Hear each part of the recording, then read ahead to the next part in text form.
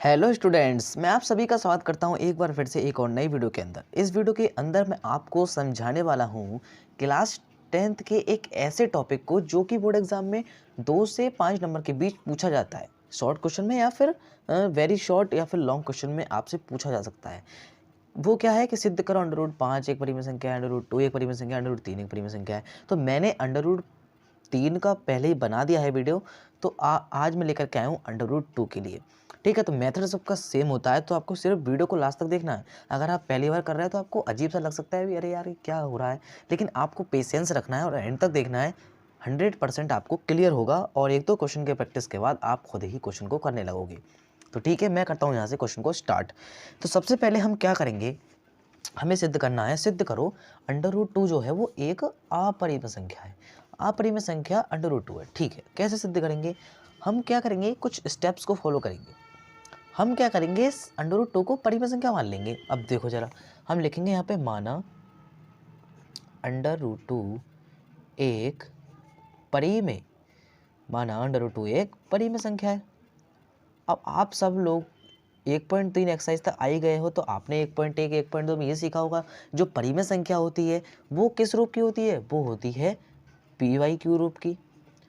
तो क्या मैं अंडर रूट 2 को पी वाई क्यू के बराबर लिख सकता हूँ?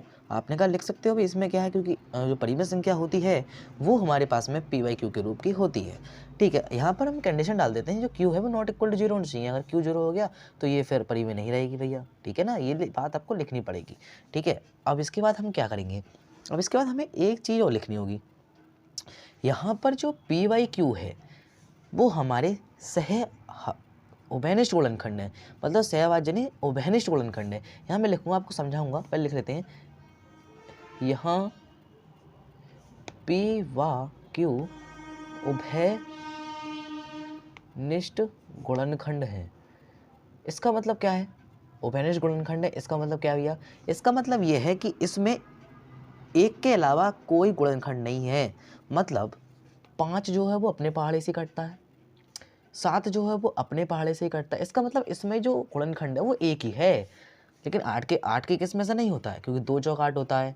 ठीक है, यहाँ पे 4 आ जाता है और 2 भी इसका फैक्टर है। तो इसका जो गुणनखंड है वो सिर्फ एक है, मतलब इसमें पी वाई क्यू के अलावा कोई गुणनखंड नहीं है। ये पी वाई क्यू अपने ही पहाड़े से कटेगा, इस स्टेप का ये मतलब है। आपने कहा ठीक है, अब हम क्या करेंगे, अब इसकी तिरछी गुणा कर लो भाई साहब। तो ये हो गया अंडर रूट 2, ऐसे गुणा कर ली इसकी, बस आप सिंपली समझना, बिल्कुल मज़ा आ जाएगा। अंडर रूट 2 आपके पास में क्या हो जाएगा, ये क्यू बराबर हो जाएगा पी। ठीक है, अब हम क्या करेंगे, अब हमें कुछ करना होगा। हमें क्या करना होगा, हम करेंगे दोनों ओर वर्ग।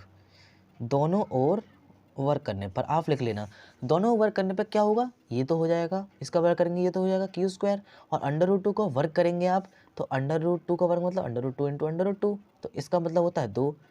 तो ये हो जाएगा 2 क्यू स्क्वायर बराबर होगा ये पी स्क्वायर के। ठीक है, अब यहाँ से मैं मान निकालूंगा किसका, क्यू स्क्वायर का। तो क्यू स्क्वायर का मान क्या आएगा, क्यू स्क्वायर बराबर हो जाएगा पी स्क्वायर बटे 2। ठीक है, अब मैं क्या करूँगा, अब आपको ध्यान से समझना होगी एक बात। अब यहाँ पर मैंने एक बात लिखी है, यहाँ 2 पी स्क्वायर को विभाजित करता है, तो 2 जो है वो पी को भी विभाजित करेगा।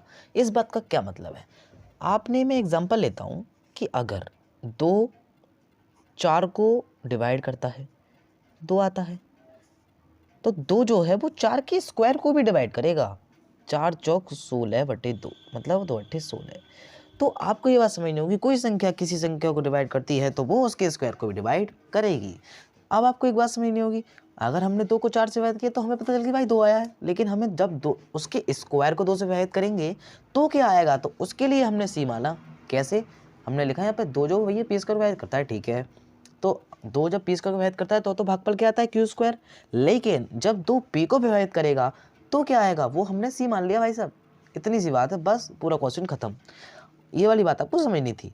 अब मैं क्या करूँगा, अब मैं जो भागफल आया उससे कुछ मान लेता हूँ। तो मैंने क्या माना, तो ये हो जाएगा p बराबर 2c हो जाएगा। यहाँ से 2 मैंने c मान लिया, मतलब जो भागफल आएगा वो इसका वो 2c मान लिया। अब मैं क्या करूँगा, ये मेरी समीकरण 1 में है, इसमें p का मान लगा के आपको दिखाता हूँ। ये क्या होगा, देखो ये हो जाएगा 2q स्क्वायर बराबर हो जाएगा पी स्क्वायर। लिखूँगा यहाँ पे फ्रॉम इक्वेशन 1। तो यहाँ पे 2 क्यू स्क्वायर बराबर पी स्क्वायर। अब इससे पी स्क्वायर का मान लगाओ, 2 क्यू स्क्वायर बराबर पी स्क्वायर, मतलब 2c का वर्ग। इसका मतलब क्या हुआ, 2 स्क्वायर 4c का वर्ग। तो आपके पास में ये क्या हो जाएगा, आपके पास में ये हो जाएगा 2 दूनी 4, काट दूँ यहाँ से, तो क्यू स्क्वायर बराबर हो जाएगा 2c²।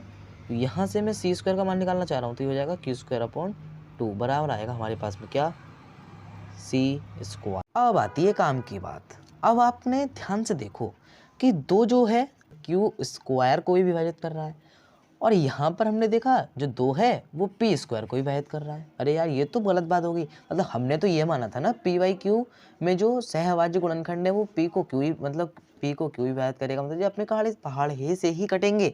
लेकिन ऐसा कहाँ हुआ, जब हमने इसे सॉल्व किया तो 2 p² को भी काट रहा भैया और 2 जो है वो q² को भी काट रहा है। इसका मतलब इसमें जो हमने यहाँ पर लिखा था कि p/q अवैनिश गुणनखंड है, ये गलत हो गया, ये गलत हो गया। तो ये पूरी कल्पना ही गलत हो गई कि ये √2 जो वो परिमेय संख्या है, इसका मतलब तो यह अपरिमेय संख्या हो गई। बस यही बात जो किताब में है वो बहुत लॉन्ग तरीके से लिख रखी है, मैं आपको दिखाता हूँ। कि देखिए मेरे पास एनसीईआरटी बुक है, इसमें आप पढ़ो ध्यान से, इसमें क्या क्या लिख रखा है। इसमें यहाँ तक इसने सॉल्व कर दिया, ठीक है। इसके बाद में यहाँ पर इसने लिख दिया ओके। अब ए और बी में कम से कम एक अवनिष्ठ गुणनखंड 2 है, मतलब ए और बी में मैंने p/q मानी है, p और q माने, इसमें गुणनखंड 2 है।